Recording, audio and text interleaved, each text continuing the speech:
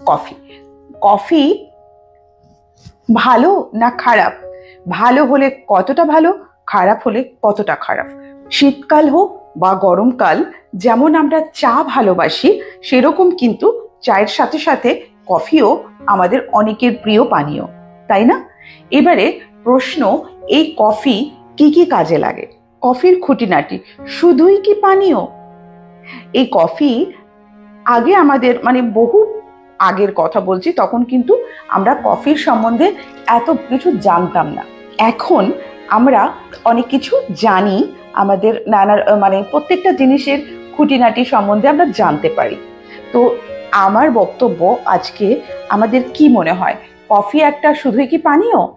এটা কখন খাওয়া উচিত, কতটা খাওয়া উচিত, কিভাবে খাওয়া উচিত, আর এই কফি আমাদের কি কি কাজে লাগে, আর এই কফি কাদের খাওয়া উচিত নয়, এই সমস্ত কিছু নিয়ে আলোচনা।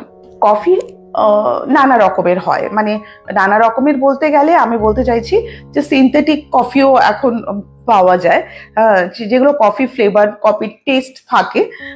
এছাড়া আমাদের ফিল্টার্ড কফি আছে, নানা রকম ভালো ভালো কফি আছে, টেস্টেড কফি, যেগুলো কিনা আমরা বীজ, কফির বিন থেকে যেগুলো তৈরি হয়, তো ওই কফিগুলো কিন্তু স্মেলটা দারুণ। আমরা মেয়েরা যারা কিনা ফুচকার দোকানের পাশ দিয়ে যখন যাই, তখন যেমন ফুচকার গন্ধতে আমাদের না খেয়ে থাকতে পারি না, ঠিক সেই রকমই কফি হচ্ছে এমন একটি বিষয় বা এমন একটি বস্তু বা এমন একটি পানীয়, যেটা একবার সাইড দিয়ে গেলে, তার গন্ধটা নাকে ঢুকলে আমরা না খেয়ে থাকতে পারি না। হ্যাঁ, অনেক পিওর কফি যেগুলো, সেগুলোর আবার অনেক গুণাগুণ আছে। যেমন ধরুন, একটা গোলাপ ফুল খুব সুন্দর, বাট গোলাপ ফুলের কাঁটাও থাকে। যেমন ধরুন পদ্ম ফুল, খুবই সুন্দর, খুবই ভালো, কিন্তু পদ্ম ফুলের কাছাকাছি কিন্তু সাপ থাকে। তো সেই রকম কফিও ভীষণই ভালো, সব রকম আমাদের ক্রনিক ডিজিজ যেগুলো রয়েছে সেগুলো থেকেও আমাদেরকে মুক্তি দেয়। বিভিন্ন রকম কফি শুধুমাত্র পানীয় নয়, কফি আমাদের স্কিন কেয়ার, হেয়ার কেয়ার, সমস্ত কিছুর মধ্যে কফি আমাদের হেল্প করে।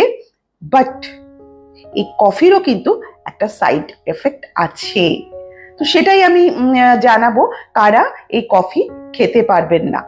প্রেগনেন্ট মহিলারা কি কফি খেতে পারবেন?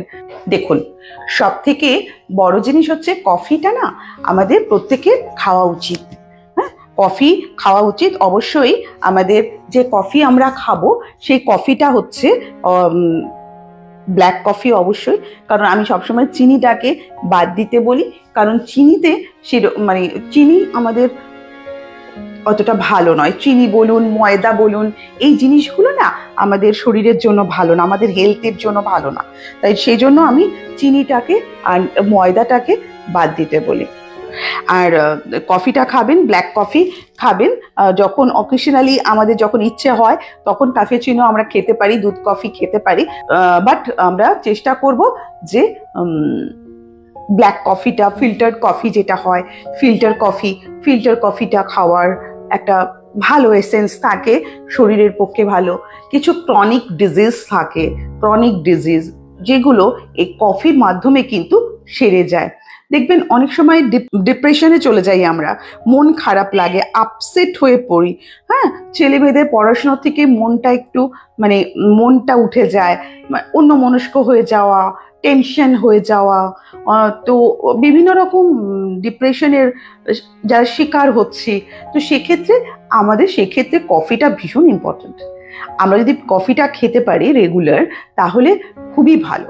অবশ্যই আমি বলবো সকালে একটা, বিকেলে একটা, তার বেশি নয়। ম্যাক্সিমাম 3টে হতে পারে, তার বেশি তো একেবারে নয়। আমি ওই যে বললাম কফির এফেক্ট আছে, সাইড এফেক্ট আছে। অনেকে মনে করছেন যে ফ্যাট হয়ে গেছি, এবার একটু ওয়েট লস করতে হবে, তার জন্য কফিটা খেতে হবে বেশি করে। তাহলে আমরা বেশি বেশি কফি খাই, দিনে 2বার, আদারওয়াইজ 3বার, তার বেশি কিন্তু কফি প্লিজ না। ওয়েট লসের জন্য কফি অন্যভাবে খেতে হয়। আর এমনি আমাদের ড্রিঙ্ক হিসেবে যেটা আমরা খাচ্ছি, যেটা আমরা আরাম করে খাচ্ছি, মজা করে খাচ্ছি, তখন একরকম ভাবে কফিটা খেতে হয়। আর ব্ল্যাক কফি অবশ্যই মাঝে মধ্যে ক্যাফেচিনো হতে পারে, কোনো প্রবলেম নেই। আর কফি ম্যাক্সিমাম বললাম ওই 2 থেকে 3 বার, তার বেশি একেবারেই নয়। আর সকালে সন্ধে মাঝে কখনো চলতে পারে। এই কফি কিন্তু আমাদের হার্ট ভালো রাখতে সাহায্য করে, আমাদের বিভিন্ন রকম ক্রনিক ডিজিজ যেগুলো আছে, ইভেন আমাদের ক্যান্সার যদি থাকে মানে কারোর, তো সেক্ষেত্রে এই কফি কিন্তু আমাদের অনেকখানি উপকার করে। তাই কফি উপকার তো ভালো অনেকই আছে, প্রচুর উপকার কফির, ওয়েট লস থেকে শুরু করে সবটা।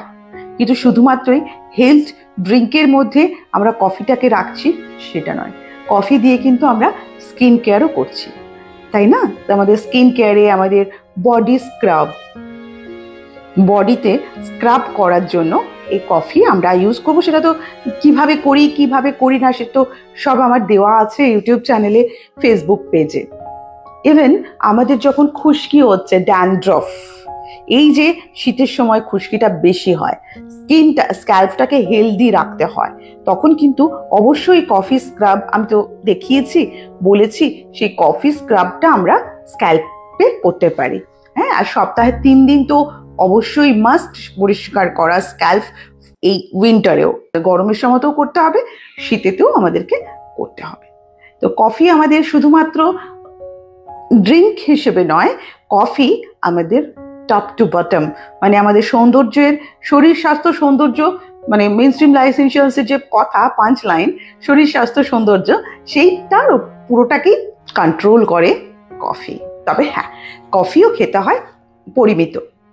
আর আমি বলবো যারা প্রেগনেন্ট মহিলা তারা কফি থেকে একটু দূরে থাকবেন। খেলে যাদের হাই ব্লাড প্রেশার, খুব প্রেশার, হাই ব্লাড প্রেশার, তারা যদি কফিটা খায় তাদের পক্ষেও একটু কন্ট্রোলে রাখতে হয়। বেশি খেলে আবার সমস্যা বাড়ে।